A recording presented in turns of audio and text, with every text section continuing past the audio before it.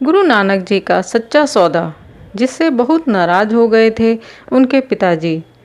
नानक जी का अध्यात्म की तरफ झुकाव था और उन्हें सन्यास पसंद था, लेकिन वह सन्यासियों की तरह अविवाहित जीवन नहीं चाहते थे। चिड़ियों की चहचहाहट बंद हो गई और रात ने शहर की चहल पहल को शांत कर दिया था। शहर के उस पार नानक जी का घर था। उनकी माँ माता तृप्ता पूजा घर में हिंदू देवी देवताओं के सामने बैठी बेटे के सही सलामत घर लौटने की प्रार्थना कर रही थीं।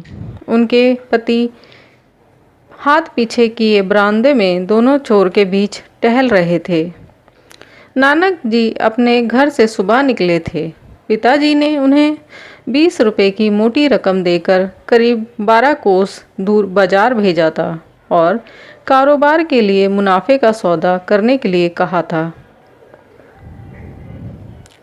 ये लड़का कोई भी काम ठीक से नहीं कर सकता। बेटी के हाथ से तांबे का गिलास लेकर दूध पीते हुए पिताजी बोले, वो ठीक होगा बापूजी, वह बहुत समझदार इंसान है। बेबे नानकी जी ने भाई का बचाव करते हुए कहा। क्या समझदार है? सूरज डूब गया और अब तक वह घर नहीं लौटा। क्या ये समझदारी है? तुम्हें तो पता है ये जंगल कितने खतरनाक हैं। मुझे मालूम है वह फिर उन नाकारे सन्यासियों के साथ बैठकर अनाप शनाप बातें कर रहा होगा। उनके साथ क्या मिलता है इसे? उसकी उम्र के दूसरे लड़कों को देखो। नवरंग तो नानक के आसपास ही पैदा हुआ था। अब तो उसने अपने पिता के कपड़ों के कारोबार को पूरी तरह संभाल लिया है। दूसरी तरफ रजत अपने परिवार की लंबी चौड़ी खेती बाड़ी का हिसाब किताब रखने लगा है। बेबे नानकी, तुम तो जानती हो ना कि हमारे पास खेती बाड़ी के लिए उतनी ज़मीन है, ना ही कोई बड़ा कारोबार है। मैं एक मुनीम हूँ। यह कोई पुश्तैनी काम तो है नहीं। मैं मर गया तो फिर क्या होगा? आप ऐसी बातें मत बोलो बापूजी। नानक को कोई व्यापार, कोई काम शुरू करना चाहिए। मुझे मालूम है तुम्हें और तुम्हारी माँ को लगता है कि मैं बेमतलब ही उसके साथ इतनी सख्ती से पेश आता हूँ, लेकिन एक दिन तुम्हें पता चलेगा ये सब उसके लिए कितना ज़रूरी है। वह पूरी ज़िंदगी भैंस तो नहीं चराता रहेगा। यह सब उसके ओहदे का काम नहीं है। हम वेदी हैं। हमारे पूर्वज वेद सुनाते थे। क्या अपने दादा परदादाओं की याद का कर्ज हम ऐसे उतारेंगे? पिताजी ने खाली गिलास वापस अपनी बेटी को थमाया और हंसते हुए कटाक्ष किया। नानक के भैंस चराने से हमारे परिवार को क्यों शर्मिंदगी झेलनी पड़ेगी? सच्चाई तो यह है कि वह यह भी नहीं कर सकता। याद है एक बार जब मैंने उसे अपनी भैंसों की देखरेख करने को कहा था, वह सो गया और सारे जानवर राजकुमार के खेतों में पहुंच गए थे। अगर राय बुलारजी समय रहते बीच बचाव कर सारे नुकसान की भरपाई के लिए राजी नहीं होते तो हमारा बहुत नुकसान हो जाता। लेकिन बापूजी, आपको यह समझना होगा, हमारा नानक कोई आम इंसान नहीं है। वह भावुक और सजग है। वह ऐसे विषयों के बारे में सोचता है और बातें करता है जो आम लोगों की सोच से परे है। बेबे नानकी जी ने कहा। हर बहन को लगता है उसका भाई खास है और हर माँ सोचती है उसका बच्चा सबसे अलग है। पिताजी ने हंसी उड़ाते हुए जवाब दिया। नानक के पास अद्भुत ज्ञान है, लेकिन अपने ज्ञान का उसे व्यवहारिक चीज़ों में इस्तेमाल करना चाहिए। वह इस दुनिया में कैसे रह पाएगा अगर ऐसे ही हर वक्त आध्यात्मिक और काल्पनिक चीज़ों के बारे में बात करता रहेगा? उसे खाते का हिसाब किताब और दूसरी ऐसी बातें सीखनी ही होंगी जिससे कि गुजर बसर हो सके। भक्ति से उसका गुजारा कैसे चलेगा? माता तृप्ता अपनी पूजा पूरी कर कमरे से बाहर निकली। नानकी, जाओ रसोई घर से मटकी लेकर कुएं से पानी निकाल लाओ। घर में रात के लिए पानी नहीं है। जैसे ही बेबे नानकी जी घर से बाहर निकली, माता तृप्ता जी ने अपने पति से पूछा, नानक की कोई खबर मिली क्या? नहीं, अभी तक तो नहीं। तभी किसी ने दरवाज़ा खटखटाया। पिताजी ने भागकर दरवाज़ा खोला तो एक नौजवान लड़का नानक से उम्र में थोड़ा बड़ा बाहर खड़ा था। हमने नानक को ढूंढ लिया है, उसने कहा। वह शहर के बाहर जंगलों में छुपा है। लेकिन वह छुपा क्यों है? पिताजी ने पूछा और बिना जवाब का इंतजार किए घर से निकल पड़े। उन्होंने अपने हाकिम और दोस्त राय बुलर को बुलाया और दोनों नानक को लाने के लिए निकल पड़े।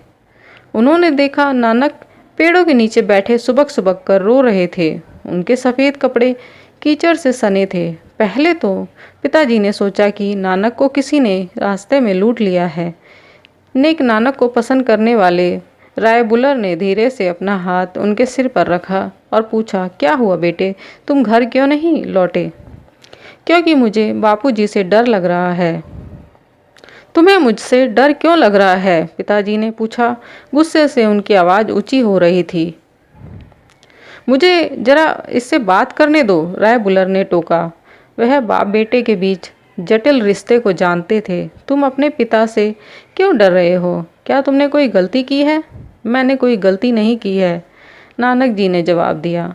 असल में मैंने एक नेक काम किया है, लेकिन मैं जानता हूँ मैंने जो किया है वह जानकर पिताजी खुश नहीं होंगे। मैंने उन्हें निरस्त किया है, जो कि अच्छा काम नहीं है। मैं इस अच्छे और बुरे के फ़र्क को लेकर दुविधा में हूँ। तुमने ऐसा क्या किया है? जैसा कि आप जानते हैं, आज सुबह बापूजी ने मुझे सच्चा सौदा करने के लिए 20 रुपये दिए और मैं चूहरखाना बाजार की तरफ निकल पड़ा। रास्ते में एक जंगल है जिसे मुझे यकीन है आप लोगों ने कई बार देखा होगा। जंगल में मैंने एक अनोखी चीज़ देखी। वहाँ सन्यासियों की एक टोली देखी जो ध्यान में मगन थी। किसी के बदन पर कपड़े नहीं थे। उनके उलझे हुए बाल दोनों कंधों पर लटक रहे थे। उनका मुखिया संतरैन नाम का एक बुद्धिमान व्यक्ति था। मैं जानता था कि मुझे रुकना नहीं है और अपने रास्ते चलते हुए पिताजी की दी गई जिम्मेदारी पूरी करनी है। मुझे मालूम था कि अगर मैं रुक गया तो उनके साथ दार्शनिक विचार विमर्श में उलझ जाऊंगा और मुझे समय का ख्याल ही नहीं रह जाएगा। इसके बावजूद मैं खुद को रोक नहीं सका। वह सचमुच में अजीबोगरीब नज़ारा था। उनमें से कुछ अपने सिर के बल खड़े थे, जबकि एक तो बरगद के पेड़ के बीच बनी खो में ध्यान की मुद्रा में खड़ा था। वह सब चिंतन में इतना लीन थे कि मेरे पास से गुजरने का उन्हें आभास तक नहीं हुआ। मैं उनके मुखिया के पास गया और उनकी आस्था के बारे में पूछने लगा। वह निर्वाणी नाम की किसी मंडली से थे। उन्होंने मुझे बताया कि उन लोगों ने कई दिनों से खाना नहीं खाया है। खाना क्यों नहीं खाया? मैंने पूछा। क्योंकि हमारा विश्वास हमें सांसारिक चीज़ों से नाता बनाने से रोकता है। इसलिए हमारे पास ना तो खाना खरीदने के लिए पैसा है, ना ही कोई ज़मीन जिस पर हम अन्न उगा सकें। तो आप शहर क्यों नहीं चले जाते और दूसरे सन्यासियों की तरह मांगकर खाना क्यों नहीं खाते? मैंने उससे पूछा। हमारे पंथ में भीख मांगने की मनाही है, उन्होंने मुझे कहा। वो नंगे क्यों थे? राय बुलर को अब इस कहानी में रुचि आने लगी थी, जबकि पिता ये सब बेमन से सुन रहे थे। अगर मुझे ऐसे सन्यासियों की बकवास सुननी हो तो इसके लिए मैं चोहर खाने नहीं जाऊंगा। तलबंडी की से ऐसे गुजरते लोग हैं, मैं उनसे पूछ लूँगा। तुम यह बताओ कि पैसे कहाँ हैं? नानक के पिताजी ने पूछा। मैंने संतरैन को पैसे देने की कोशिश की, लेकिन उन्होंने मना कर दिया। उन्होंने कहा पैसा लेना उनके पंथ के खिलाफ है। उन्होंने बताया अगर मैं उन्हें खिलाना चाहता हूँ तो खाना खरीद कर दे दूँ। इसीलिए जैसे ही मैं चूहरखाना पहुँचा, मुनाफे की चीज़ें खरीदने के बदले मैंने सन्यासियों के लिए खाना खरीदा और उन्हें खिला दिया। मेरे लिए तो यही सच्चा सौदा था। वाहेगुरु जी का खालसा, वाहेगुरु जी दी फतेह।